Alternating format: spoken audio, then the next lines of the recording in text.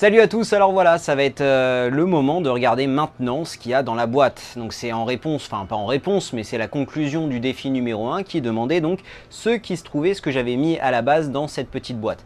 Donc il y a eu plusieurs réponses sur le forum, il y a eu plusieurs gens, plusieurs personnes qui ont pu donner des réponses.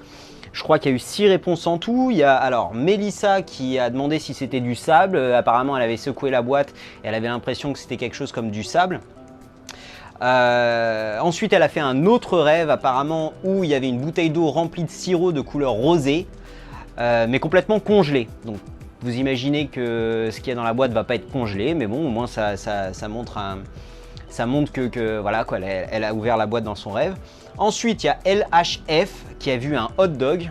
Pareil, j'aurais peut-être pas mis un hot dog dedans, mais bon, c'est les réponses qu'on trouve dans nos rêves. Il a aussi fait, ou elle a aussi fait un autre rêve où elle a ouvert la boîte, où elle a trouvé des katanas, une montre, un truc chelou pour faire de la couture, un pain vert et plein de papiers avec des séries de chiffres dessus. Bon, pourquoi pas? Pourquoi pas? Ensuite, il y a Niemazulo, alors désolé si j'écorche un peu, qui n'a pas pu ouvrir la boîte mais qui a demandé à une femme présente dans son rêve ce qu'il y avait dans la boîte. Et donc ce qu'elle a répondu c'était des chaînes tuméfiées. Bon, hein. Rems et Jazz n'ont pas trouvé la clé.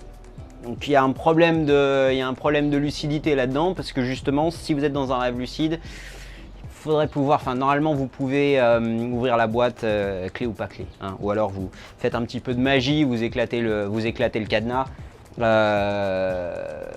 Mais bon, voilà, pas de clé, ils n'ont pas pu ouvrir la boîte, donc voilà. Anonyme a demandé si c'était une figure de Panoramix. Et Fantine, qui a dit que c'était un petit livre avec une couleur bleue. Et à côté, il y avait un petit pinceau et des petits pots de peinture blancs juste à côté. Voilà, et tout était assez petit.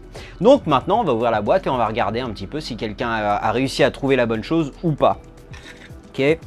Bien entendu, je connais déjà la réponse. On va faire ça un petit peu dramatique. Hein. Donc, hop. Ok. Voilà ce qu'il y avait dans la boîte. Un paquet de cartes. Donc un paquet de cartes bleues. Hein. Et pas ouvert. Ok. Donc voilà ce qu'il y avait dans la boîte. Donc personne n'a pu trouver l'objet. Personne n'a pu trouver l'objet. Il y a Fantine qui a parlé de la couleur bleue.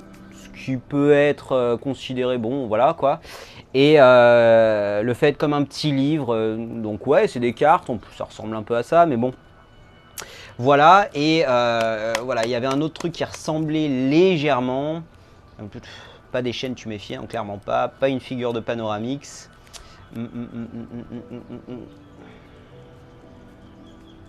Ouais, non, bah c'est tout. Hein. Donc voilà, bah écoutez, ça confirme encore une fois pour moi. Pour moi, tout ça, là, entre mon expérience du loto et cette expérience-là, ça me conforte encore une fois de plus en plus dans cette hypothèse que c'est vraiment, les rêves lucides s'arrêtent vraiment, c'est vraiment une recherche intérieure. En gros, on ne va pas avoir dans des rêves lucides des informations sur le monde extérieur. Ça me conforte dans cette idée-là. Maintenant, personne n'a dit...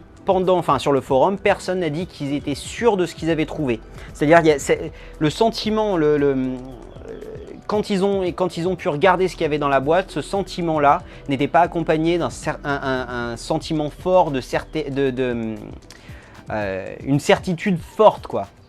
Donc voilà. J'imagine, parce que ceux qui font des rêves dits prémonitoires ont généralement ressentent qu'il y a quelque chose de plus qu'un rêve. Donc apparemment ça s'est pas passé sur le forum pour ce défi là, mais voilà. Donc pour l'instant, encore une fois, avec toutes les expériences que j'ai pu avoir et avec toutes les petites expériences que j'ai pu faire, je suis pour l'instant conforté dans cette idée que c'est vraiment une recherche intérieure, point final. Et j'attends de voir des choses qui pourraient me prouver le contraire. Donc maintenant, voilà pour la conclusion de ce défi. On va passer maintenant au deuxième défi, donc un défi pour juin. Et ça va commencer, probablement je vais essayer de poster la vidéo demain pour pouvoir lancer ce nouveau défi. Et puis ça va durer encore une fois jusqu'à juillet, le 5 juillet. Ok? Donc j'espère que vous avez bien aimé ce défi. Dites-moi si jamais vous avez des idées pour des défis futurs. Faites-nous part de ça sur le forum. Et je vous remercie d'avoir regardé cette vidéo. Et je vous dis à très bientôt. Salut!